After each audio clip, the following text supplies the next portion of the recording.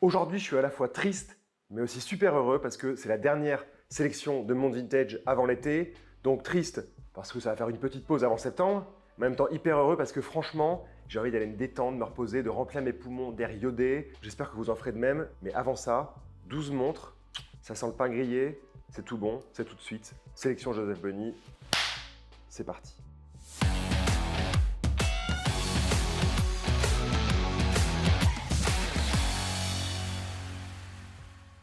Dans cette nouvelle sélection de montres vintage Joseph Bonny à la vente pour le mois de juillet, j'ai sélectionné 12 pièces Rolex, Omega, Longines, de qualité, avec des petits détails fort sympathiques, vous le verrez. Ça doit rester du plaisir, donc n'hésitez pas à nous poser vos questions. Évidemment, je le rappelle, toutes les montres sont garanties 1 an, révisées et juste parfois nettoyées si elles ont une révision assez récente. En tout cas, elles sont contrôlées par notre horloger avant leur mise en vente chez Joseph Bonny.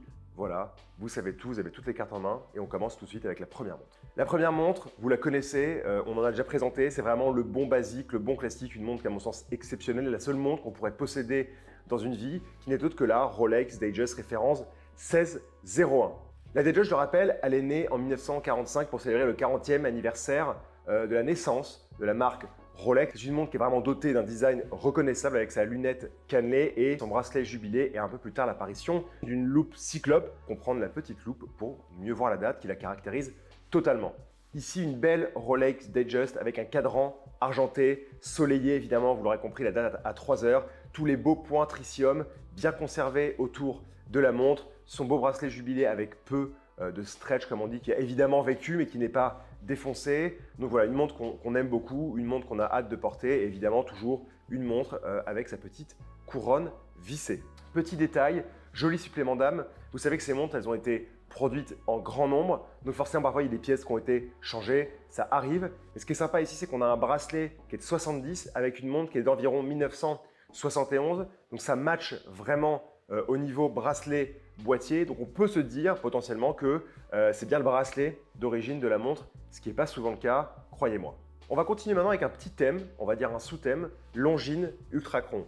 J'attendais depuis longtemps de chez mon horloger quelques pièces qui étaient en révision et là elles sont arrivées et elles sont toutes différentes. Donc on va avoir des Ultrachron avec des formes particulières et je suis très heureux de vous les présenter aujourd'hui. Souvenez-vous, on était en 2022 pour le 190e anniversaire de la création de la source de la marque. Longines représentait sa célèbre Ultrachron pour ultra chronomètre. Rappelez-vous, Longines est prête à présenter en 1959 le premier mouvement haute fréquence pour la montre bracelet, le calibre 360 oscillant à 36 000 alternances par heure, manufacturé à la main et ajusté pour les concours d'observatoire.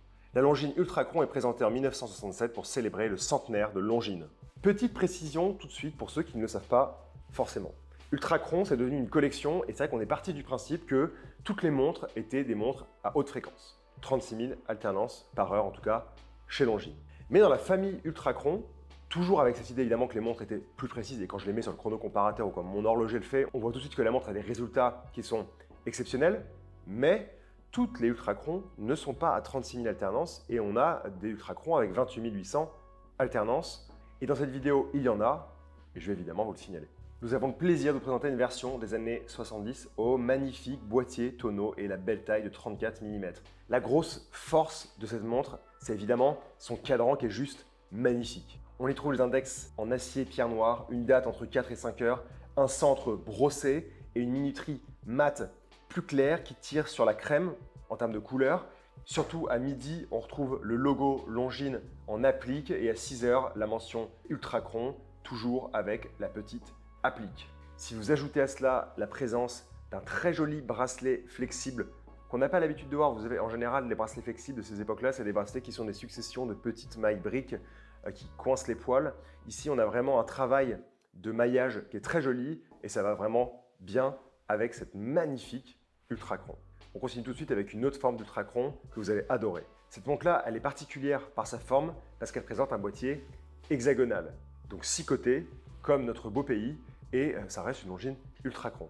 On a le plaisir de trouver un cadran argenté brossé, de très fins index en applique et pierre noire, une date plutôt discrète entre 4 et 5 heures, et comme d'habitude, le logo Longines en applique qui répond au logo Ultrachron en applique à 6 heures lui aussi. Ce que j'aime cette montre, c'est le côté très fin et très soigné.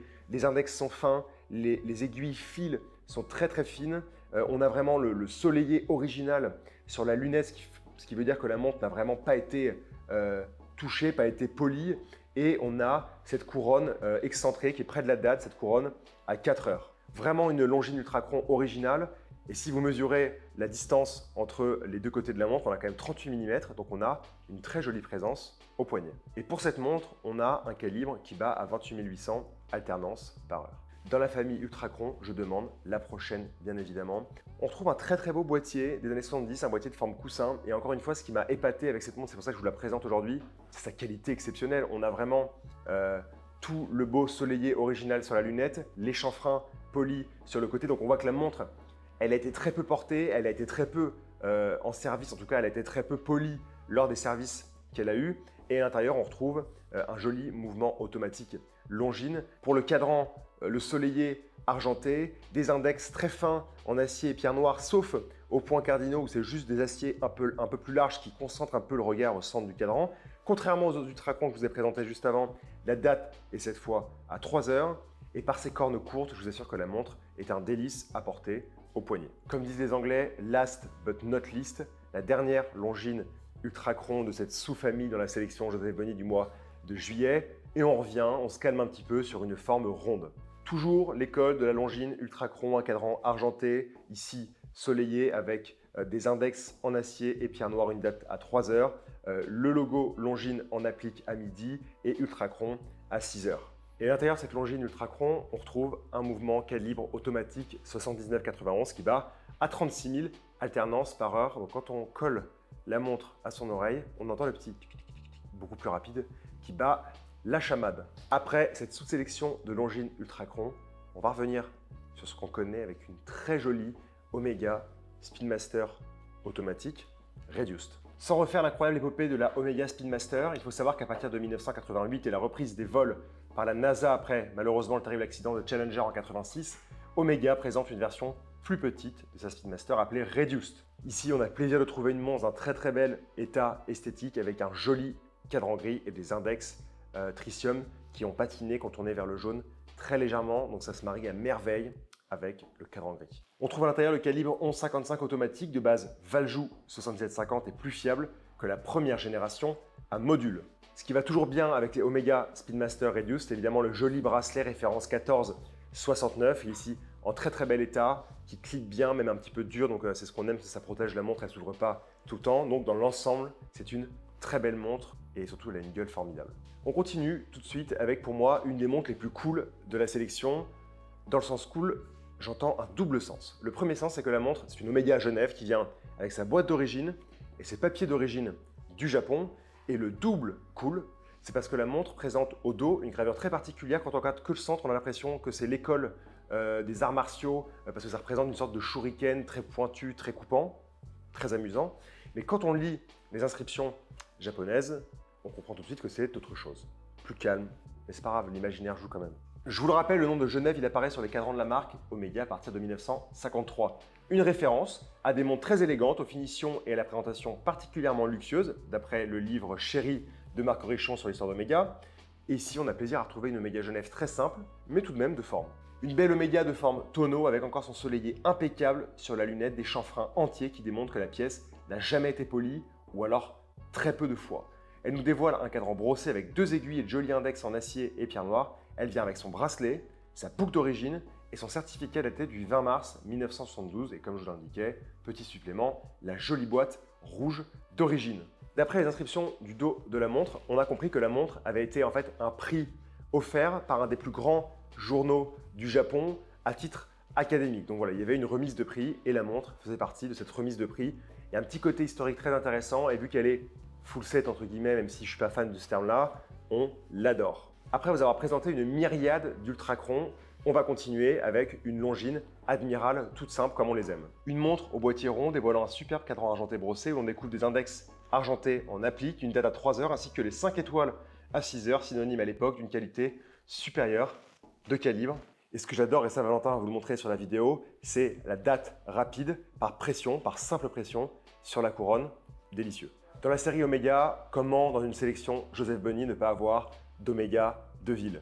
Dans le monde de la mode, du chic et du charme, les Deville au style distingué et la finition soignée symbolisent l'élégance du classicisme le plus sobre à la fantaisie du meilleur goût. Voilà, je la connais par cœur maintenant. Valentin, à chaque fois, me reprend parce qu'il connaît encore plus la phrase que moi. Mais voilà, tout est dit par Marc Orichon, c'est ça la Deville. J'aime tout particulièrement cette Omega Deville automatique parce qu'elle a un côté bijou presque précieux. On retrouve un peu cette forme de boîtier des années 70, proche de la nature, proche du galet ici, totalement poli, qui répond aux index qui sont aussi polis. On applique le cadran argenté brossé avec une date à 3 heures, des aiguilles argentées, une aiguille des secondes aussi argentée. Donc en fait, tout est argenté dans des finitions différentes. On n'a que les mentions Omega automatique Deville qui ressortent un peu parce qu'elles sont noires, mais on a vraiment ce côté précieux du galet bien présent sans corne des années 70 qui se pose divinement bien au poignet. C'est un régal et là, je suis en train de parler de galet, je l'imagine, évidemment sur une plage et pas devant la caméra. Mais ça, c'est pour très bientôt, c'est moi qui vous le dis. On continue avec une jolie Omega Genève qui fait évidemment songer au Omega Genève dynamique par la forme de son boîtier. Une belle Omega de forme coussin avec son soleillet impeccable sur la lunette. Je pense que la montre n'a jamais été polie, elle a vraiment une qualité de finition très soignée. Le plus important là-dessus, c'est vraiment l'impression d'avoir un cadran sandwich à plusieurs étages. Le centre, il est soleillé, argenté, et après vous tombez sur le tour d'heure qui est noir, comme un disque posé sur une partie argentée en relief. C'est magnifique. Et on a, pour finir, sur les deux parties de la montre, à la fois le centre argenté et le disque des heures noir, une date avec toujours, comme d'habitude, les écritures Omega que l'on apprécie en termes de typographie. Si je vous dis pour moi qu'elle se rapproche des montres dynamiques, c'est parce qu'on a un système de boîtier monobloc avec une bague au dos, une bague qui permet quand on la dévisse d'enlever ou d'installer un nouveau bracelet. Ces bracelets, vous savez, en une seule pièce avec une découpe au centre. Ici, c'est un bracelet neuf de stock et la montre est vraiment dans un état exceptionnel, nous l'adorons. On finit cette sélection de montres vintage pour le mois de juillet, donc juste avant les vacances bien méritées, avec deux pièces Omega à quartz. Vous le savez, chez les rabieurs, on ne négligera jamais le quartz. On apprécie les pièces à quartz. Au-delà de leurs mouvements qui sont souvent bien faits d'ailleurs chez Omega, c'est aussi parce que le design est souvent amusant et en fait avant tout c'est ça qui compte. La première, c'est une Omega Constellation à quartz avec le jour et la date dans un format tout à fait intéressant, tout droit sorti de la fin des années 70. On retrouve une montre avec un boîtier aux multiples facettes et avec un brosset général. Sur la carrure, un brosset vertical et sur la lunette, un brosset circulaire. On a les index qui sont très fins, qui répondent aux aiguilles fines elles aussi avec une partie noire et une partie argentée, une pièce digne d'une constellation avec sa boucle signée Omega d'origine. Dans un autre registre avec une montre beaucoup plus contemporaine, j'ai trouvé cette très jolie Omega Deville et je tenais absolument à vous la présenter.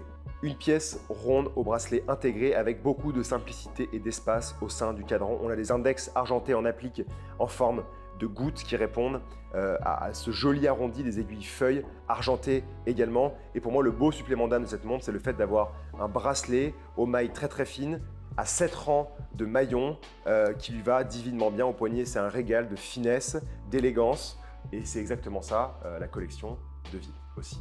Voilà chers amis, comme je vous le disais au début de la vidéo, un peu de tristesse et un peu de bonheur parce que c'est la dernière sélection de montres vintage avant les vacances bien méritées.